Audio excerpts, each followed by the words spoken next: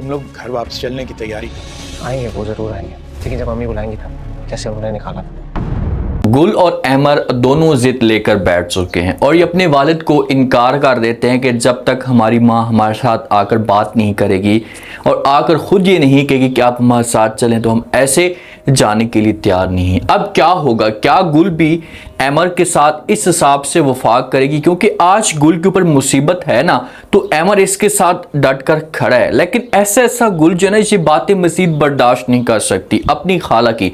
जिस हिसाब से खाला ने गुल के ऊपर इल्ज़ाम लगाए, से बातें सुनाई हैं कि भाई आप मनहूस हैं और आपकी वजह से मेरी बहन मुझे छोड़कर गई, तो उसके बाद गुल को बड़ी तकलीफ हुई है।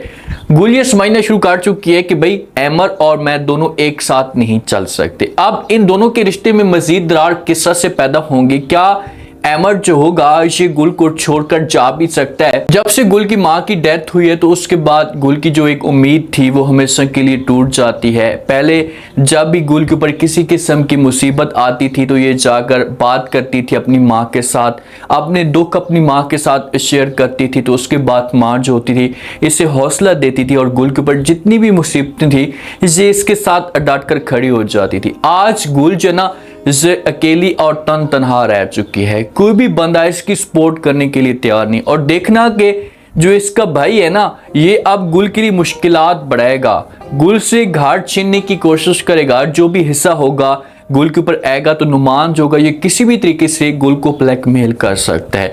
लेकिन गुल जोगी ना अब अपने भाई की बातों में नहीं आएगी। गुल को इस बात का पता लग चुका है कि मेरा जो भाई है इसे मेरे साथ कभी भी वफा नहीं करने वाला, मुश्किल वक्त में ये बंदा मुझे छोड़ देगा। तो इसी वजह से गुल जो है ना एक फूटी कोड़ी तक अपने भाई को नहीं देगी। गुल और अमर दोनों अपने घर में बैठ जाते हैं जो गुल का घर है, और गुल जो है अमर के साथ इस टॉपिक पे बात भी करती और कहती कि खाला जो कह रही थी, मुझे बातें सुना रही थी कि मैं मनहूस हूँ और मेरी वजह से अम्मा की डेथ हुई है। जब ये बातें अमर सुनता है तो ये फौरन गुल को रोक लेता और कहता है कि फिर से आपकी वही बातें, मैंने आपको कितनी दफ़ा कहा है कि आप मेरी माँ की बातों को सीरियस मत लें। जो भी मेरी माँ बातें कहती है मैं इनके ऊपर तवज्जो नहीं देता, तो आपका भी हक बनता है कि आप इन बातों के ऊपर तवज्जो ना दे। मुझे आपके ऊपर यकीन है, आपने कुछ भी ऐसा नहीं किया और आपका किसी किस्म का कोई कसूर नहीं है, तो फिर आप मेरी माँ की बातों के ऊपर क्यों गौर करती हैं? गुल को तो ये बातें तकलीफ देती है ना। देखें कि माँ के बाद जो दूसरा रुतबा गुल दे रही है ना, तो ये अपनी खाला को दे रही है ना। खाला का हक बनता था कि ये गुल की सपोर्ट करती, जिस हिसाब से गुल के ऊपर मुश्किल वक्त आया हुआ है तो ये आकर इसका साथ देती ताकि गुल को थोड़ा सा हौसला मिलता। लेकिन खाला ने भी आकर गुल को ऐसी ऐसी बातें सुनाई हैं, इसके ऊपर ऐसे ऐसे इल्ज़ाम लगाए कि भाई आपकी वजह से माँ की डेथ हुई है, आपकी माँ की डेथ हुई है, आप मनहूस हैं, और जिस दिन से आप हमारे घर के अंदर आई हैं तो हमारे घर की परेशानियाँ जो हैं ये भी बढ़ना शुरू हो चुकी हैं। और ये बातें गुल को अंदर से खाई जा रही हैं। गुल से तो सब कुछ बर्दाश्त नहीं हो रहा, लेकिन अमर ये सब कुछ समझता है। अमर को इस बात का पता है कि भाई मैं कभी भी गुल के ऊपर या गुल की इन बातों के ऊपर यकीन नहीं कर सकता। वो तो गुल के ऊपर अंदर यकीन करके बैठा हुआ है, जितनी भी माँ की बातें हैं वो उन बातों के ऊपर बिलीव ही नहीं कर पा रहा। लेकिन गुल परेशान है। जो नफीस की बेगम है ना, ये कुछ पैसे चोरी करती है ऐसा नहीं, लेकिन आगे से नफीस की भाभी और नफीस की माँ ये इल्ज़ाम लगा देते हैं नफीस की दूसरी बेगम के ऊपर। इससे कि बेगमें जो है ना अकेले मर्दों को मिलनी चाहिए ताकि उनको औकात जाता है। जहाँ पर गुल होती थी ना, गुल के ऊपर किसी किस्म की कोई भी बात होती थी, ये लोग गुल के ऊपर कितना भी झूठा इल्ज़ाम लगाते थे तो आगे से गुल जो है ना इनके सामने उफ तक नहीं करती थी।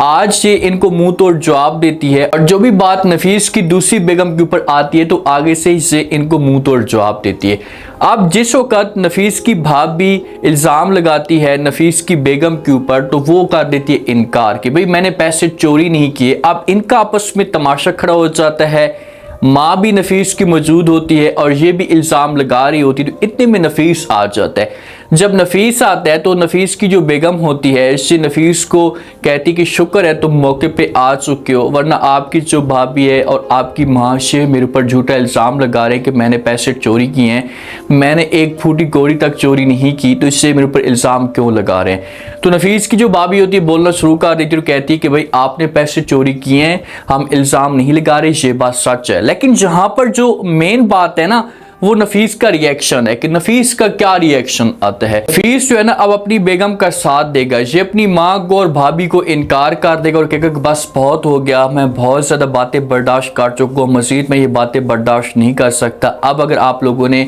मेरी बेगम के ऊपर इस तरह कोई भी इल्ज़ाम लगाए या इस किस्म की कोई भी बात की तो मैं हमेशा के लिए घर छोड़कर चला जाऊँगा। जब नफीस आंखें दिखाएगा तो फिर इनको जो वो लग पता जाएगा कि भाई अब की बार कोई और बंदा हमें मिला है या टक्कर के लोग मिलने हैं, पहले तो कोई भी ऐसी बात नहीं होती थी।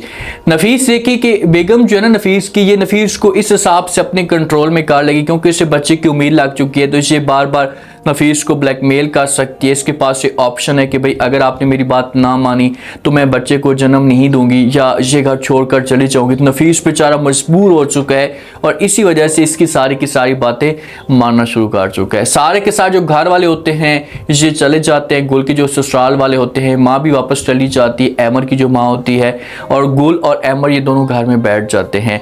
और एमर के जो वालिद होता है ये आता है, आकर बात करते और कहते हैं कि अच्छा ठीक है, जो होना था वो तो हो चुका है, अब आप लोग ऐसा करें कि हमारे साथ चले, अपने घर में चलते हैं। आगे से जो एमर होता है ना ये इनकार कर देते हैं। एमर कहते हैं कि नहीं ऐसा नहीं हो सकता, मैं आपके साथ नहीं चल सकता और नहीं गुल आप लोगों के साथ चलेगी, क्योंकि हमारी माँ ने हमें घर से निकाला है, वो आकर बात करेगी और खुद आकर कहेगी कि हमारे साथ चलो, फिर तो बात बन सकती है, वरना उस घर के जो दरवाजे हमेशा के लिए बंद हो चुके हैं उस घर के अंदर हम कभी भी नहीं जाएंगे। तो ये बातें जब वाले सुनेगा तो ये अहमर को समझाने की कोशिश करेगा, प्यार से बात करेगा कि प्लीज़ आप मेरी बात मान लें, जो भी होना था वो तो हो चुका है, आप हमारे साथ चलें, हम वहाँ पर देख लेंगे, आपकी मम्मा के साथ बात कर लेंगे, वो इस वक्त गुस्से में है लेकिन ऐसा ऐसा सब कुछ बेहतर होना शुरू हो जाएगा। लेकिन जो अहमर है ये अपनी ज़िद पे बैठ जाएगा और इससे इनकार करेगा और कहेगा कि नहीं ऐसा नहीं हो सकता। गुल अगर यहाँ पर अहमर को कहती भी है, अहमर को समझाती कि भाई प्लीज़ आप चले जाएं, छोड़ दें इस बात को,